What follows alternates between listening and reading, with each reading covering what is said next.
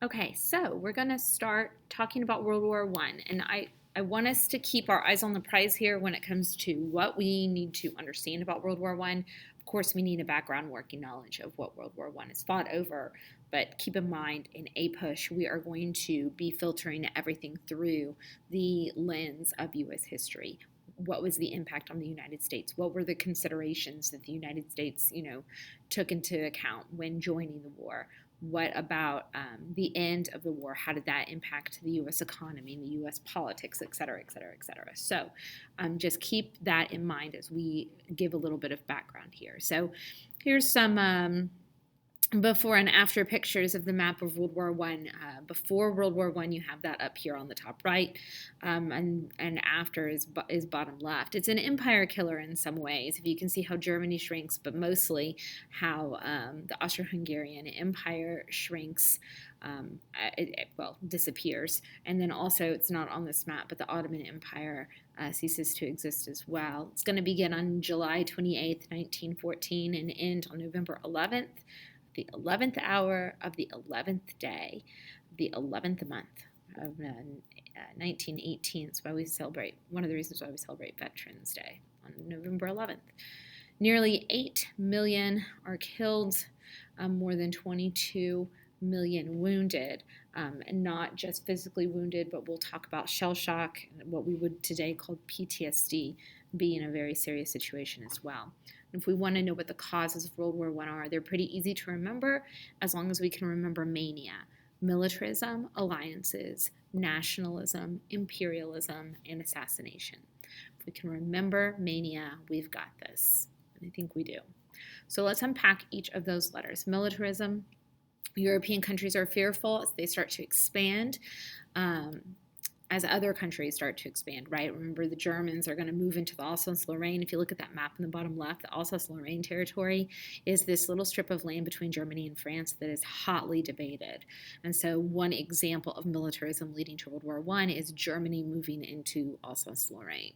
If you build up a strong military, you are preparing for war. Nobody has, like we've talked about, a giant navy or a giant land army that's not willing to use it.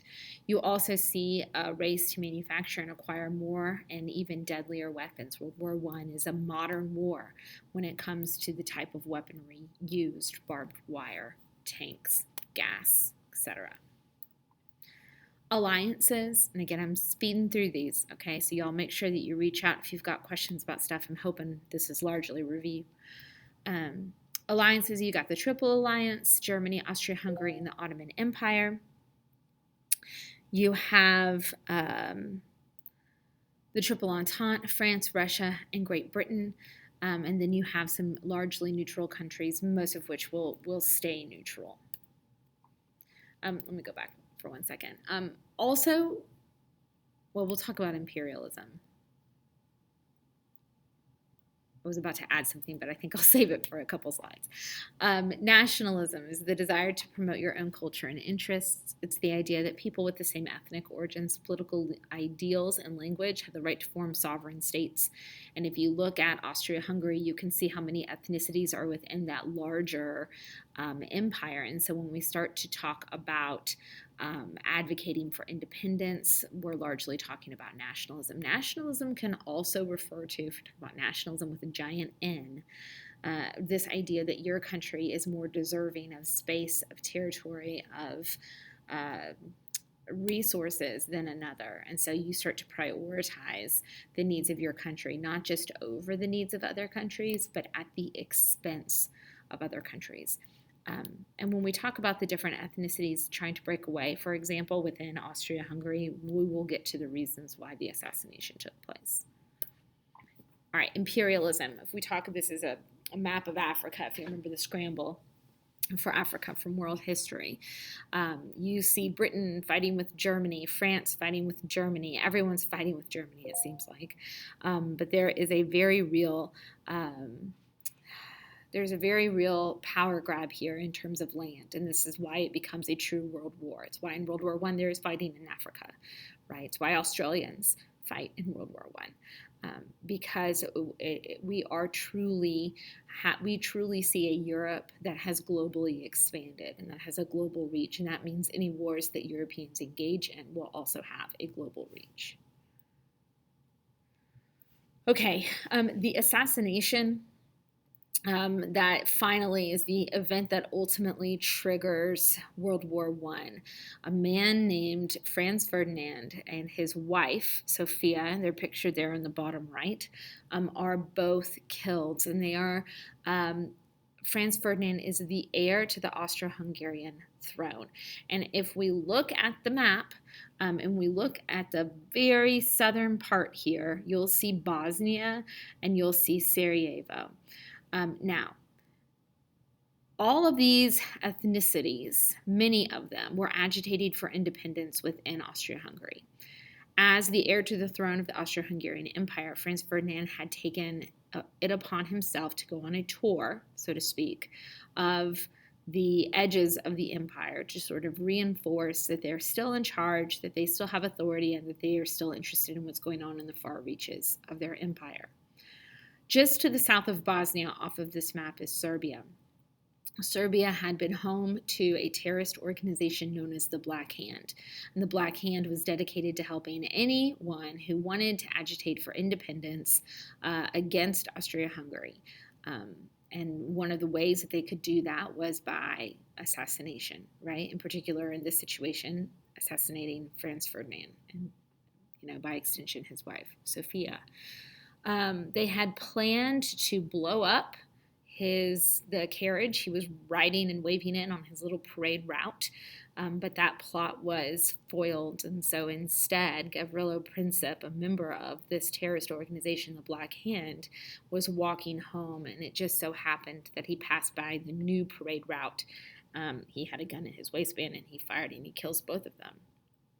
Now, Austria-Hungary blames Serbia because Serbia had been, quote-unquote, harboring this terrorist group, the Black Hand. There's a question about whether or not Serbia was funding the Black Hand. Serbia denied that it was, but Austria-Hungary, once it gets backing from Germany, will send a letter to Serbia demanding essentially that it relinquish its sovereignty and allow an investigation to take place. Serbia, of course, can't do that, and that's when you start to see the dominoes fall for the beginning of World War I. I've got a short little video clip here. Austria-Hungary and Germany were allied against the other great power bloc, Russia and France. War between Austria and Serbia would mean war between Austria and Russia.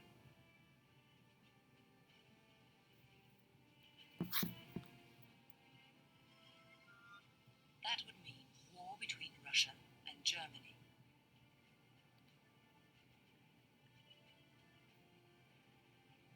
That would mean war between Germany and France.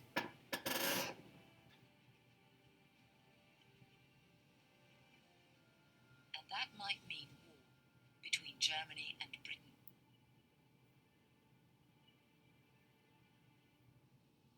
Over a few days in early August 1914, the nations of Europe fell into war.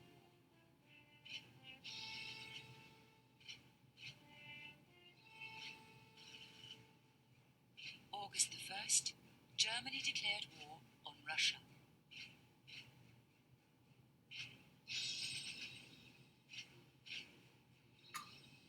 August the 3rd, Germany declared war on France,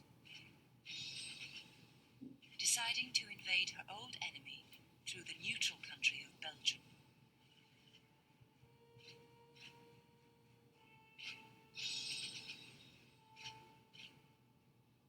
Okay, I'm going to stop that right there.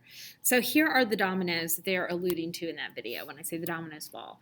So the first thing that happens is that Austria blames Serbia for the assassination and subsequently declares war on Serbia on July 28, 1914. So that's the beginning of the war. Germany pledges its support to Austria, and that is not a surprise at all. Remember, alliances are a cause of World War I. This is why. Otherwise, it just would have been Serbia and Austria-Hungary duking it out. Austria-Hungary would have won. Although, Austria-Hungary is giant but weak, and without Germany, they had really had nothing. So Germany will pledge support to Austria. Russia pledges support for Serbia and mobilizes its army. Austria-Hungary is a dying empire, and Russia is looking at the territory contained within Austria-Hungary and sort of licking its lips and saying, all right, that looks delicious. I would love to gobble that up. So from Russia's perspective, if they can get Austria-Hungary out of the picture, then they too can sort of fulfill some expansionist dreams. Germany will declare war on Russia. France will pledge support for Russia, and so Germany will declare war on France. Germany will invade Belgium on its way to France.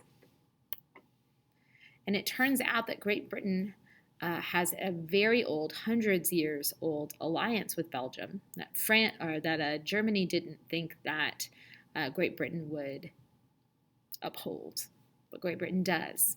And so as soon as Germany invades Belgium, Great Britain declares war on Germany.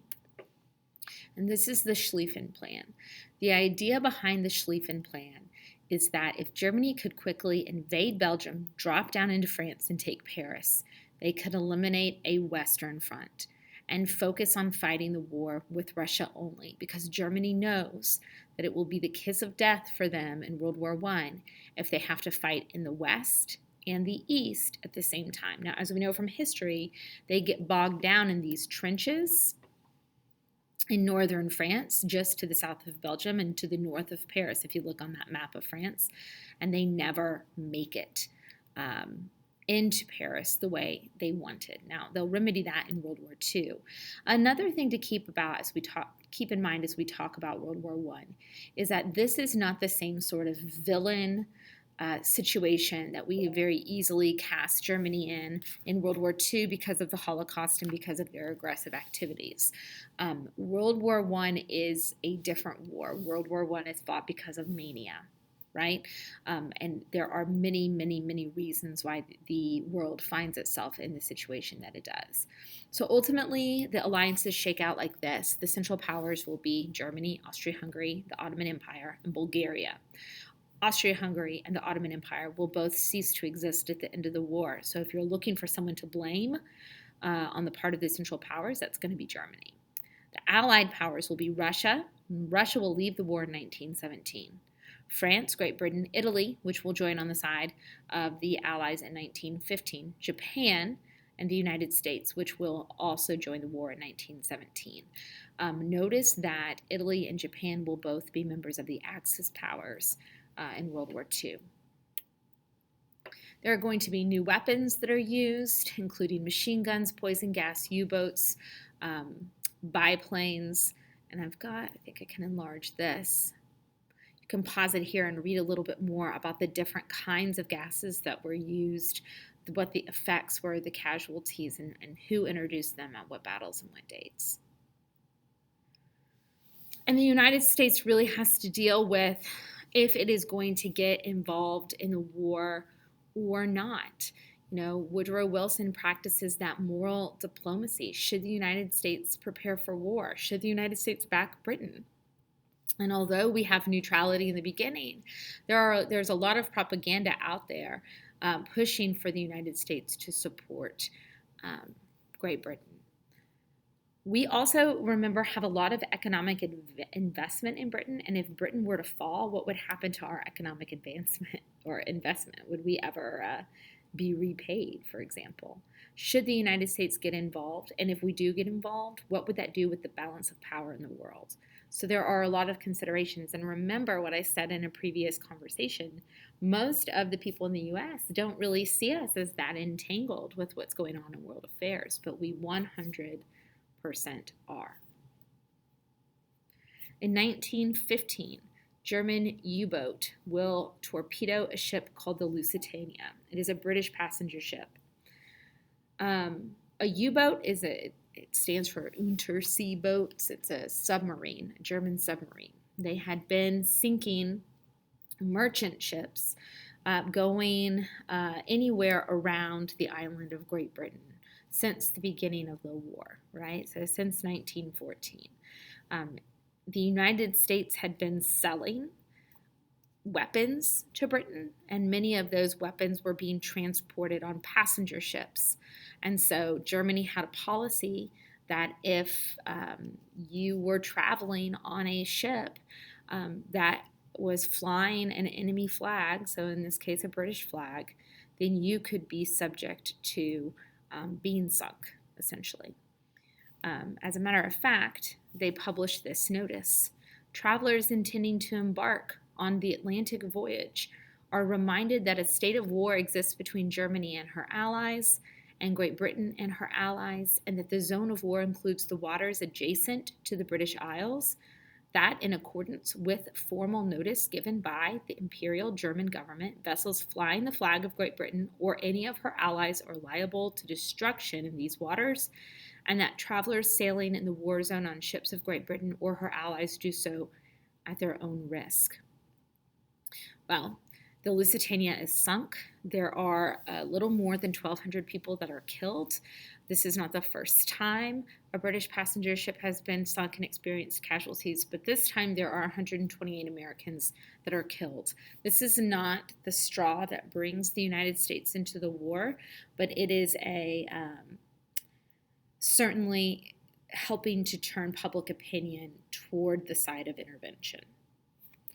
In 1917, Britain will intercept something called the Zimmermann Note. The Zimmermann Note is a German telegram that was sent to Mexico. Now, if you remember, Mexico and the United States have been having some conflicts of their own. And so Germany had sent a letter to Mexico essentially saying, hey, Mexico, please attack the United States. Germany is concerned that the U.S. is going to be entering the war soon, and so they're trying to get them, just like they are, fighting a war on two fronts. If the United States is busy dealing with Mexico, maybe it will delay its own entry into the European war. So Mexico will attack the United States on the southern border. Germany will support them when they can, and then after Germany is victorious, the Germans promise that they will give all that territory back that Mexico had lost in the Mexican-American War, so like Texas and the American Southwest. During the same time, Germany resumes unrestricted submarine warfare on passenger ships in the Atlantic, and the United States will finally enter the war on April 6th of 1917, sending 2 million American troops to France. They're called the American Expeditionary Force, led by John J. Pershing. Their nickname are Doughboys because they are not highly trained. They are a little doughy. They're a little new, a little fresh. And they absolutely helped to stem the tide of the fighting in France in particular immediately. Those fresh legs. Remember, the war has been going on since 1914, and all of a sudden now in 1917 you have an injection of fresh men, fresh supplies, fresh morale. It does wonders.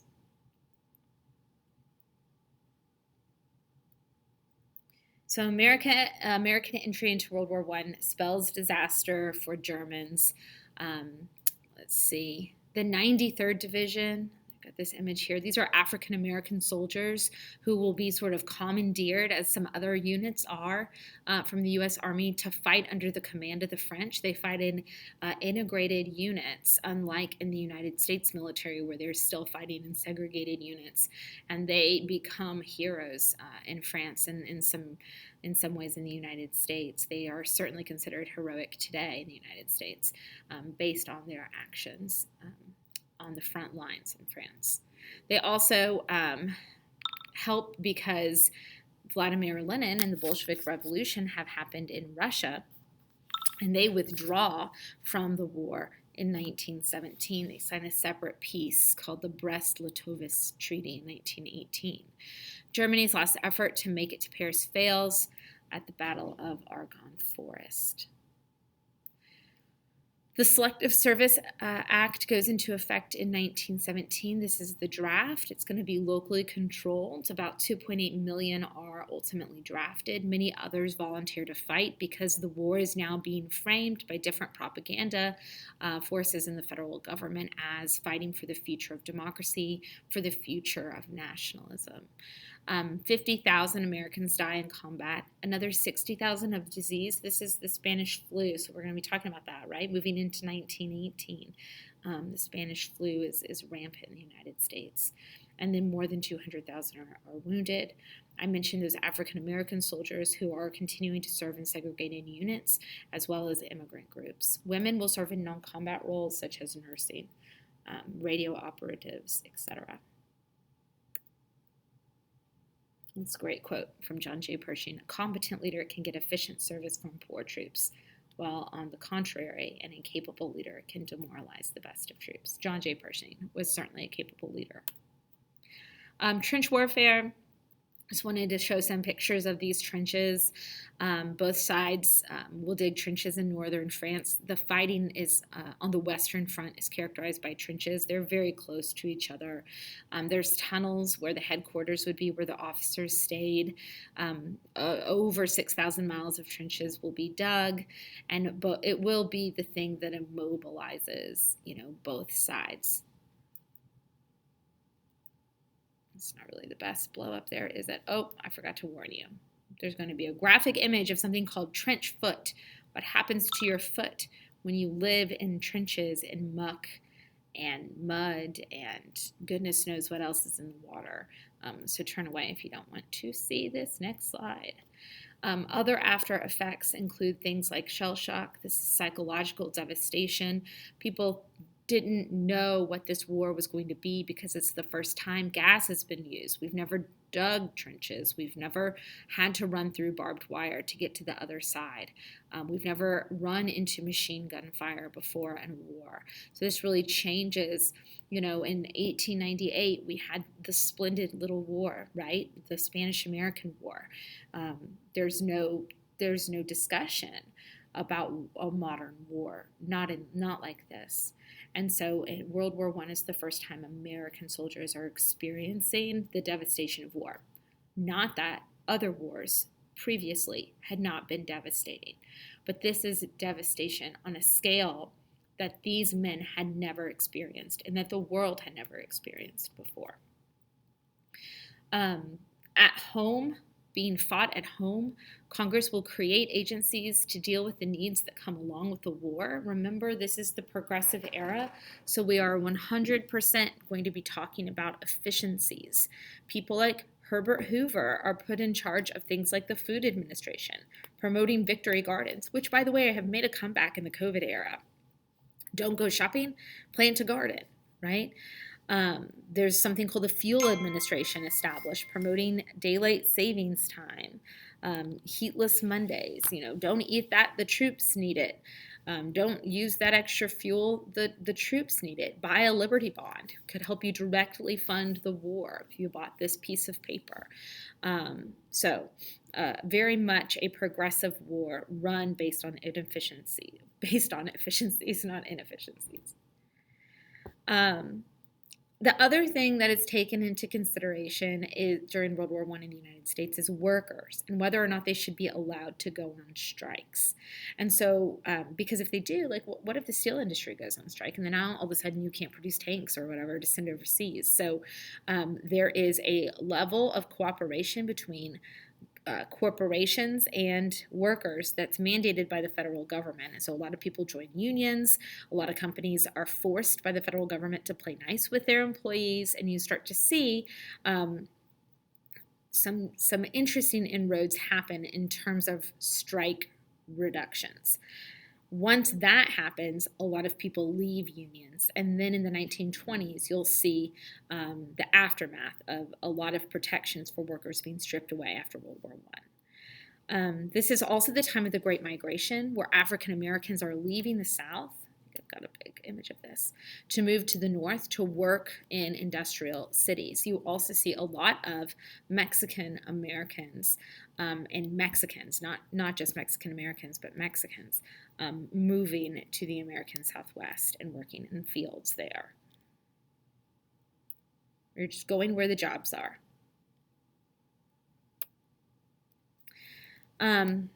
it's very important that the United States people buy into the war. And so you see the Committee on Public Information being led by a man named George Creel, who's a muckraker journalist, who will make movies and songs designed to get people to support troops, buy those war bonds, make those victory gardens.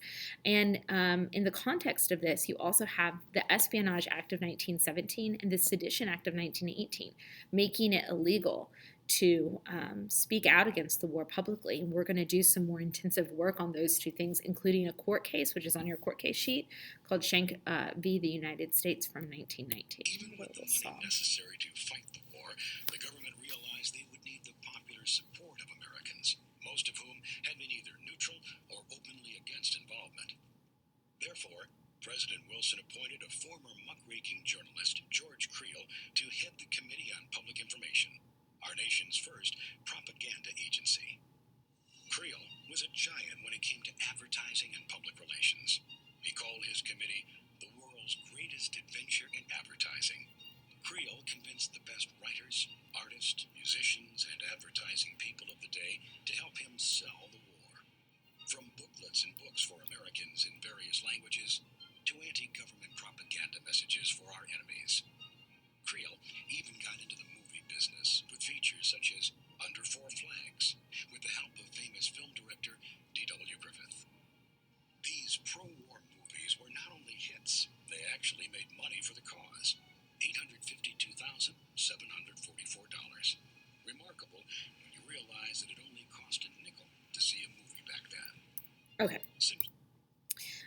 By the fall of 1918, the Ottoman Empire and Bulgaria have both sued for peace. The Austro-Hungarian Empire has collapsed. The Weimar Republic is now in place in Germany, and the leaders of these nations will meet in Paris. You have David Lloyd George of Britain, Orlando of Italy, Clemenceau of France, and Wilson in the United States. They are all going to work to draft peace conditions with the Treaty of Versailles. This is where I'm going to stop. We're going to pick up a conversation about the 14 points and Wilson's desire to get the treaty and his failure to get the treaty ratified in the United States.